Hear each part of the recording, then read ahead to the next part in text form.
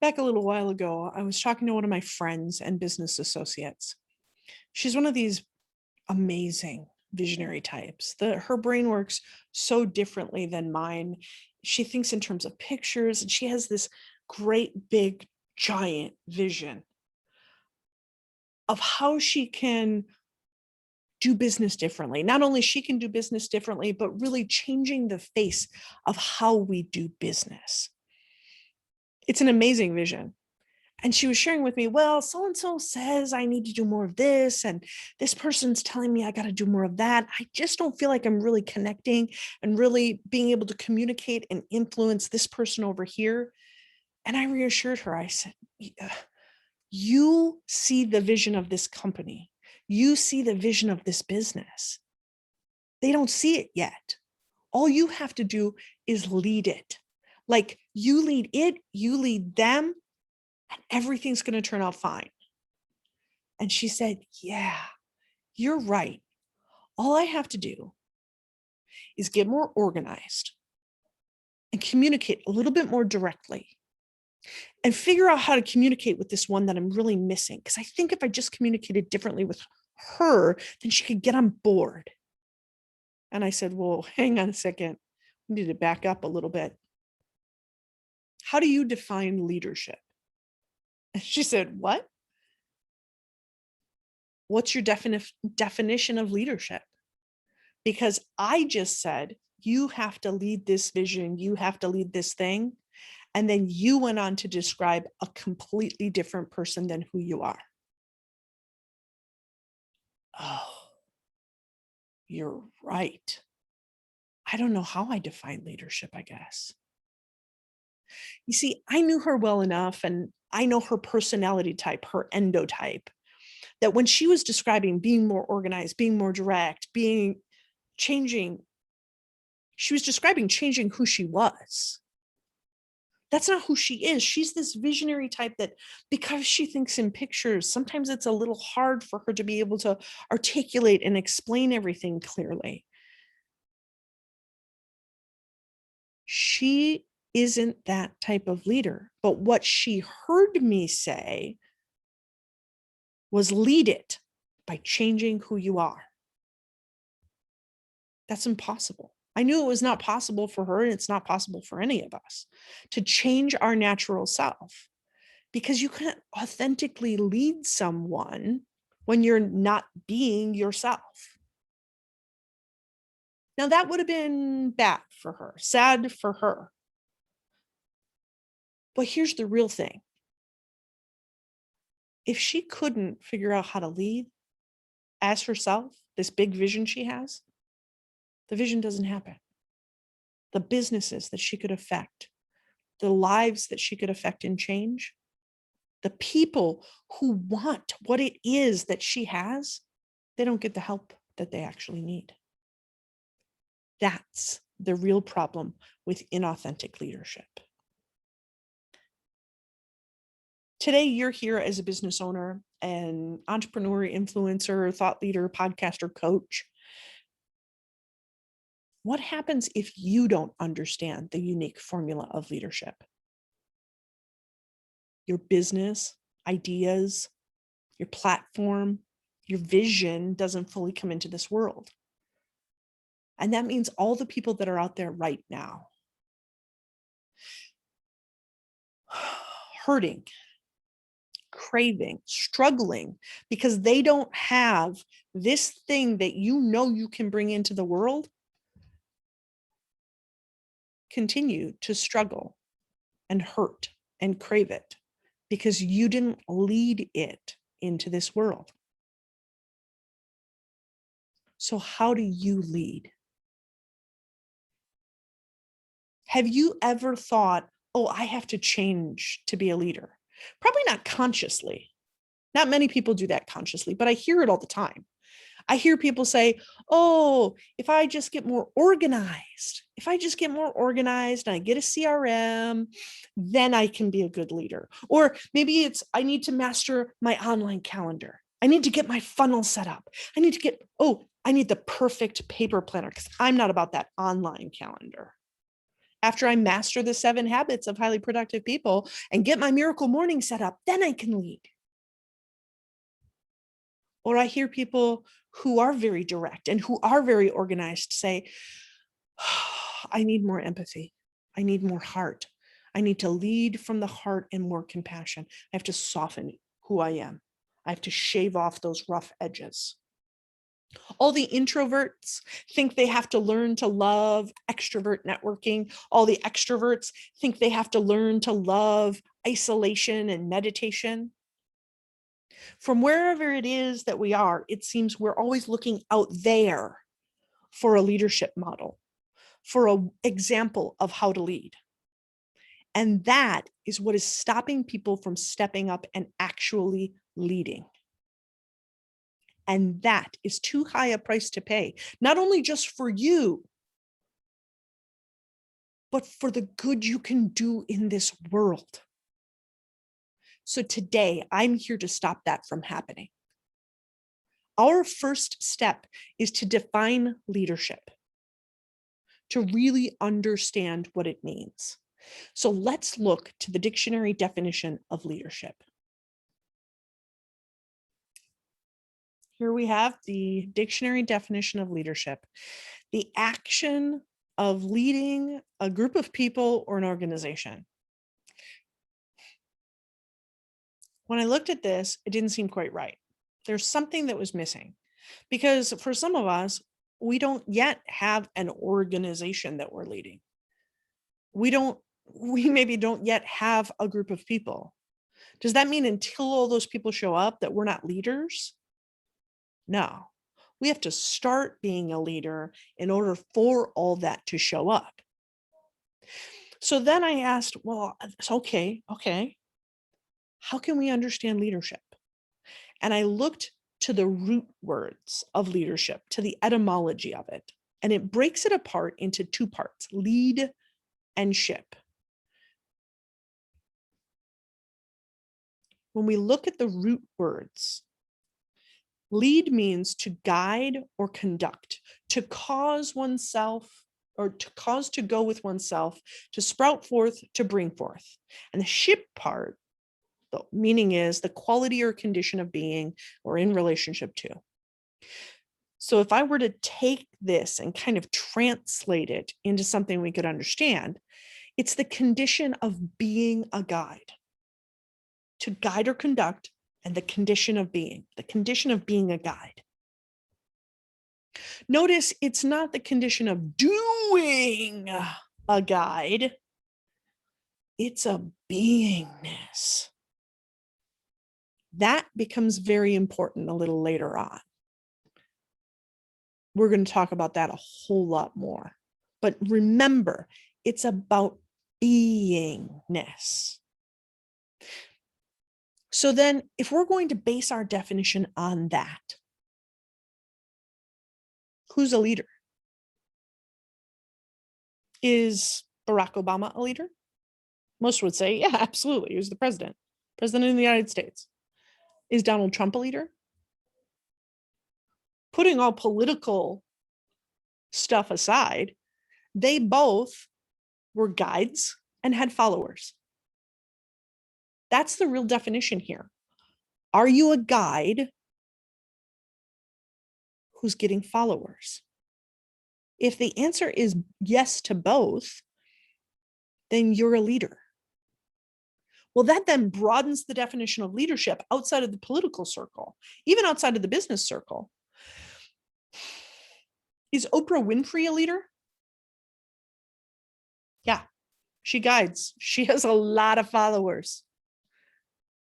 Is Brene Brown, Dax Shepard, Simon Sinek? They're thought leaders.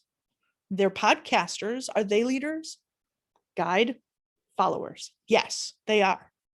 What about somebody like Matthew McConaughey? Well, he does all right in leadership.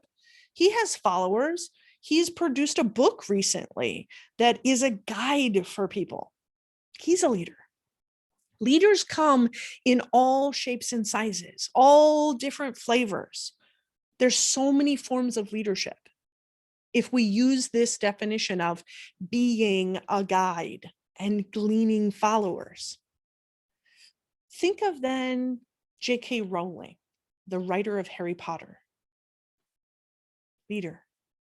RuPaul, leader. Mahatma Gandhi, leader. J.P. Morgan, leader. Martin Luther King, leader. The singer Pink, leader. Yes, they are all guides and they all have followers. They're all leading. And all of these people lead very, very differently. They have very, very different followers. They're also very different endotypes, personality types. So if there's so many ways that leadership can look, the question we have to ask ourselves then is there one way to lead? Is there really a unique formula of leadership? Yes, there is one unique formula of leadership, but very often people have it upside down. This is where my friend was struggling because what she was focusing on was her followers. How can I get these followers? That's what we're taught to focus on. Who are your followers? How do you get more people to follow you? Those are the biggest questions that experts seem to have and the greatest concerns that they seem to have when teaching and discussing this topic of leadership. How do you get more customers, clients, fans, listeners, viewers, influence? How do you gain influence over your staff? But I don't think that that's the model that works. Because when we start with that kind of a question, it doesn't take us to where we need to go. When we start with the question and the big focus is on who are my ideal followers, then the next question has to be, what do these followers want? Now, that was kind of the traditional model of leadership and the traditional model of sales. See a problem, fix a problem. You see a solution. What do they want? What do these people need? I can supply that for them. Great. But now they have to know that you're supplying that for them. So the next question then has to become, how can I get them to perceive me as a leader? And then who do I need to be to become their leader? See, here it's on how can I get them? It has just a yucky energy because you're going out and you're trying to get them to perceive you as a leader. And what do I need to be and become? How do I need to change? This is a model of leadership that is broken. It doesn't work anymore because it is upside down. Its focus is on the followers. Who are my followers? It wasn't working for my friend, and it's not going to work for anyone else, because as she was like, what do my followers need from me? What do they need me to be? More organized, more direct. They need me to change. And that's the real problem with this, is that it requires you to change who you are. This alone stops people from stepping up into a position of leadership. How do I need to change? Because it also then becomes a great excuse.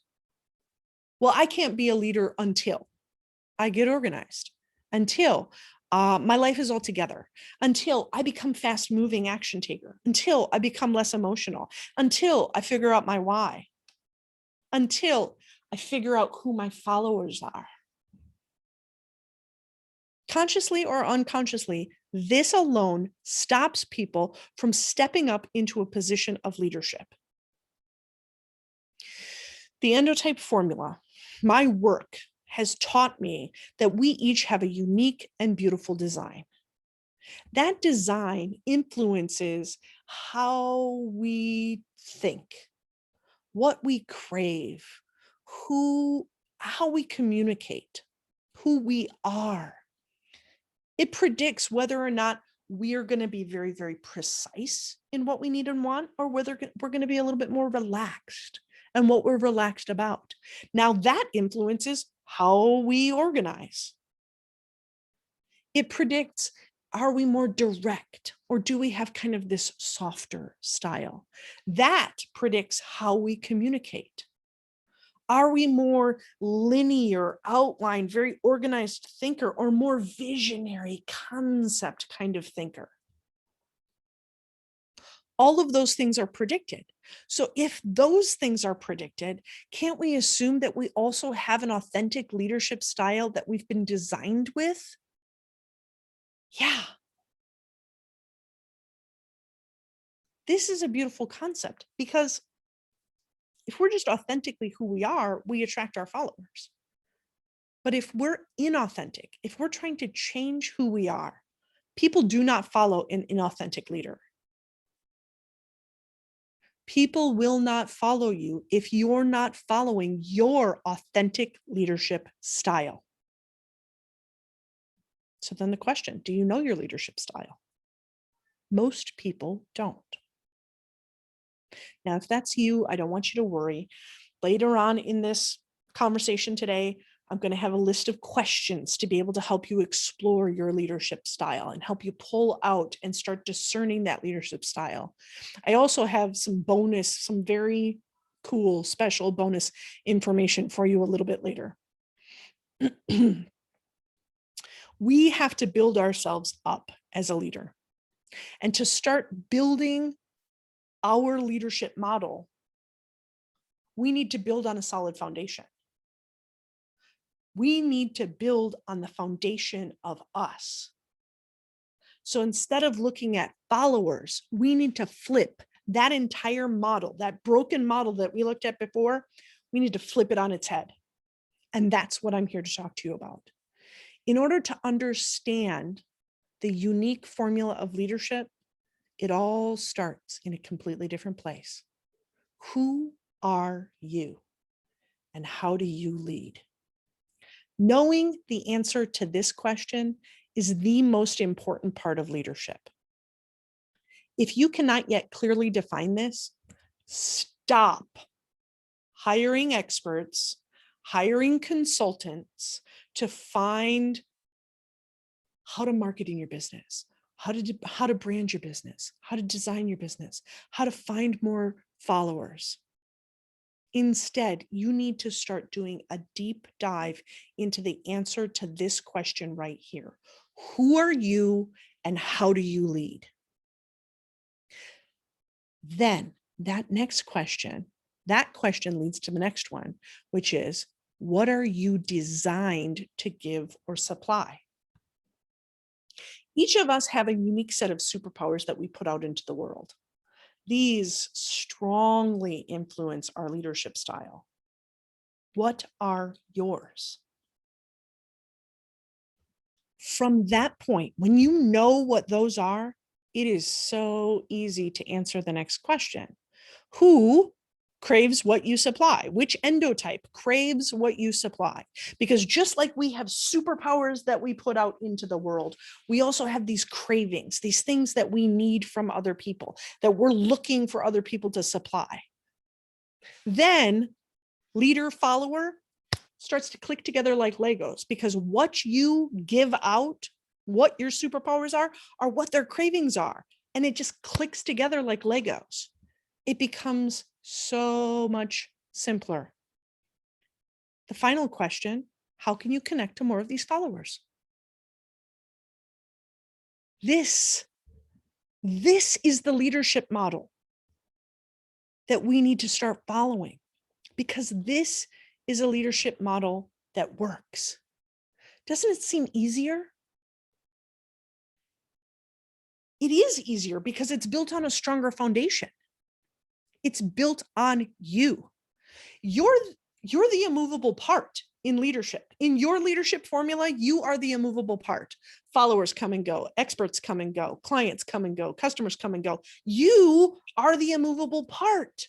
You're the thing that doesn't change unless you're trying to change to please everyone and you haven't found your own leadership style.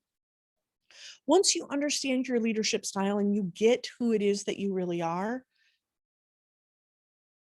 you can become immovable. You can stop trying to crumple yourself up into somebody else's leadership style, squish to fit in. This is your permission to stop trying to stuff your beautiful star-shaped self into somebody else's square-shaped box. What a relief. But I can hear a few of you out there saying, Laura, how do I figure out who I am so that I know how to lead? I thought about that, and I wanted that to be the big takeaway from this presentation. How would you find out how other people lead? If you were hiring somebody in your business and you wanted to hire a new leader, how would you find out what their leadership skills were? You do so in an interview style process. So I want you to grab a pen and paper, because right now we're going to consider, how would you get to know your staff or your followers? You do an interview. These are the interview questions that I want you to ask yourself to be able to understand your leadership ability. It all starts with, what inspires you to action? What is it that lights a fire in your belly, that gets you out of bed, that gets you fired up? What's the soapbox that you stand on right now, the change that you want to make in the world?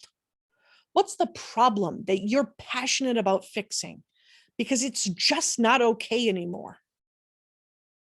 What's the stake that you're ready to plant in the ground? The platform for your leadership. What inspires you to action? The next question, what may get in your way? What's going to get in your way of accomplishing your tasks or of taking this leadership role seriously? When I go through leadership with people, there's really three main things that get in people's way. And that's imposter syndrome. Imposter syndrome is kind of that negative or critical voice inside your head that's like, who do you think you are? Why do you think you can do this thing? What do you think you can do? Self-sabotage. You're like, yes, let's go. And then you're like, put on the brakes. No, I don't want to do it anymore. Or just regular old fear. Fear. Those are the three main things that I see getting in people's way. Here's the problem. Here's the thing. We've identified these things as bad: imposter syndrome, self-sabotage, fear. Listen to what we call them. Imposter, sabotage. We've created a negative relationship with these parts of us. In my study and research in the Endotype Formula, what I found is that all the parts of us are there to help us. They're there designed with a purpose. So write down this question about these three things right here. What if they held a message that we needed to break through and fly in a way that you never have before?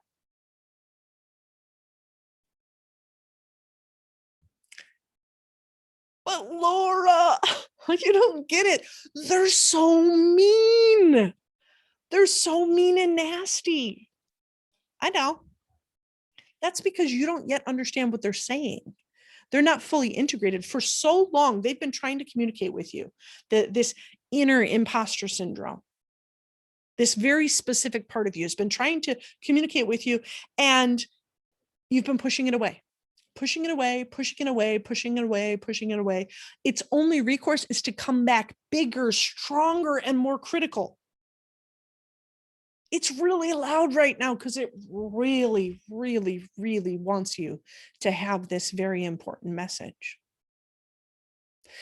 You must make peace with these parts of you, or find somebody who can help you to do that, who understands these parts.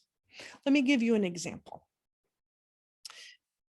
Imposter syndrome connects with a very specific element of our endotype formula. So in my endotype formula and in yours, imposter syndrome is one specific element and it's predictable. My imposter syndrome is connected to significance. So for me, as I was building my body of work, as I was building the endotype formula, and I started to work with people, what I heard was, who do you think you are? You've never even gone to college. Why do you think anyone would listen to you? This voice constantly chattering in my head slowed me down. It prevented me from making some connections because I was always worried people were going to ask that question. Oh, what? Oh, this is so cool. And here's the thing, they would. I got this question so often back then because I hadn't made peace with this part of myself. They'd be like, oh, this is amazing. This endotype formula is amazing. What did you study in college? And then I would take that as confirmation. See, I knew it. I knew that's what they were asking. That's what they wanted to know. I knew that the endotype formula and this big idea was inspired. As I developed it, it was with researchers. And then as I had another question I couldn't answer, the right researcher would show up and the next right researcher would show up. The next right researcher would show up. There was something bigger than me who was ultimately driving this thing. So I knew it was an inspired idea. My imposter syndrome's message was not, you didn't even go to college. What it really was tell them you didn't even go to college. Tell them how this idea came about. Help them have confidence in their ideas too. You see, my inner imposter syndrome wanted me to stand and own my own significance, aside from college degrees, so that I could help you stand in your significance too. Wow, that's a way better message, right? Yes. And your inner imposter syndrome, those voices that you hear in your head that argue with you, or that tightness you feel in your body, it has a helpful, beneficial, wonderful warning message for you too. Let's go back to our list of questions here. The next interview question that I want you to consider for yourself to understand your leadership style is, what are your superpowers? What do you do that's different, unique to you, that's different than anybody else in the market? Very often, these things that we'll consider, that these superpowers I'm talking about, are not what we think they are. About a decade ago, I owned a women's personal training studio focusing on weight loss. It was very successful. We helped a lot of people. I helped a lot of women lose a lot of weight. I thought what they were coming in, and I thought my superpowers were squats that anybody could do, even if you had bad knees. It was weight loss. It was the knowledge that I shared about what to eat and how to move and how to stretch your body, how to work out. What they were really buying, what they really craved, and what they really wanted was empowerment. They were buying a place where they could feel seen and never judged. They wanted a place where they could talk about their challenges. They could just come and talk about how they were feeling. They could own, like, oh my God, I think I might need to get a divorce, or I hate my children right now. But that it was a place where they also knew that if those excuses got in the way of what they wanted to accomplish, somebody was going to be there to call them out on it too. You see, I now know that my superpowers are seeing who people really are, seeing what their important, significant role is, empowering them and allowing them to use their voice and using my own. I thought they were buying squats, diets, weight loss, but they were buying my superpowers. So what are your superpowers? How clearly can you articulate what you do differently? And are you leading with them? The last question, what are your limitations and how do you overcome them? We all have them. Our job is not to change who we are so we don't have limitations. Our job, if we're not an organized person, is not to get more organized. It's to find the workaround and to do it anyways. But we have to identify what those limitations are. We have to get really real with ourselves. So maybe we're not organized. Okay. What does your version of organization look like? How can you find somebody that can help you find your version of organization? Maybe we're not techie. Great. Looks like you're going to need to find people that you can offload the techie stuff to. Maybe you, like me, can't spell. That's a limitation I have. Like legitimately, it's just, I can't spell. So I use Grammarly. I use Hemingway. I have editors. And still mistakes slip by. So if during the course of this presentation, you've already noticed spelling and grammar errors, I'm sorry. And that's my limitation. But I'm not going to let it stop me from leading. These are questions that you need to answer about yourself in order to be able to lead as yourself. What I want for you to take away from this today for yourself is permission to lead as yourself and just how you are. Don't try and change yourself for others because that simply isn't going to ever work. Every single person, you included, can lead as your authentic self. Hear me. You can lead. We need you to lead. For some, that feels great. They're like, yay! It's a relief. It's exciting. I get to lead just being me. For others, that feels a little scary, a little complicated. Like, I have to lead being who I am. And maybe it's a little bit of both. I get that. Don't worry. You're not going to need to figure it all out on your own. I've created for you some opportunities for learning, a few takeaways that I want you to be able to go away with here today. The first is to find out what your endotype formula is. Your endotype formula is the design of you. It influences your leadership. To figure out what, to find your endotype formula, all you need to do is go to endotype.com and take the quiz. It is a 5-question assessment. It takes less than 5 minutes. And the results are mind-blowing.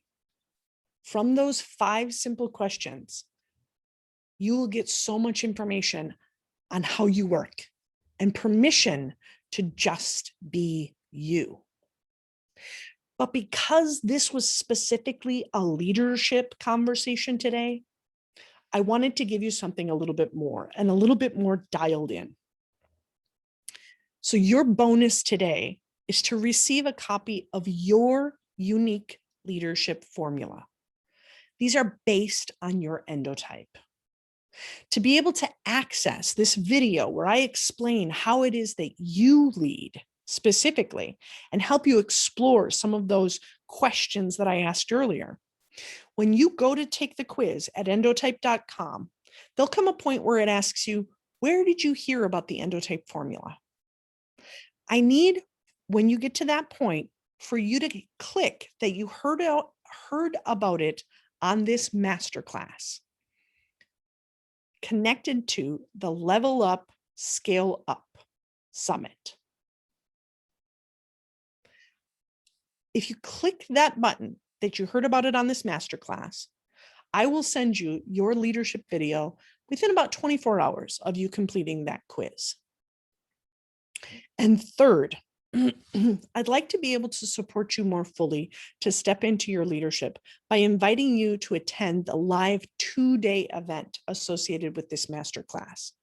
In that 2-day event, there's going to be experts, there's going to be panels, there's going to be mastermind breakout rooms, and a chance to really get your questions answered and do a deeper exploration.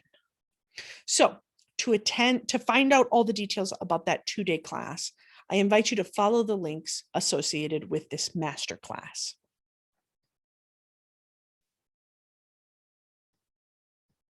As you walk away today, the reality is you can continue to listen to the experts who would have you believe that the most important part of your leadership formula is figuring out your clients, figuring out your followers. Who are your followers? This will always result in a moving target. Who are my followers now? Who are my followers now? It will result in struggle, in fear, and in a hesitancy to lead, and inauthentic leadership. Those followers really do need what you continue to supply. They're out there drifting without you right now. Your people are out there drifting without you right now, unless you have your leadership style dialed in. So that's the first option. The second option is you can build your authentic leadership style, your formula, on the one immovable part, you. This takes all the moving target piece out of it because it's built on the foundation of you. That will result in authentic leadership. That's easy. It's aligned with who you are, and it's aligned with your business. And it creates a firm structure for your business. In all reality, the choice is yours. If I can help you in any way, please don't hesitate to reach out and we can do a connect. I want to thank you very much for spending your time with me today.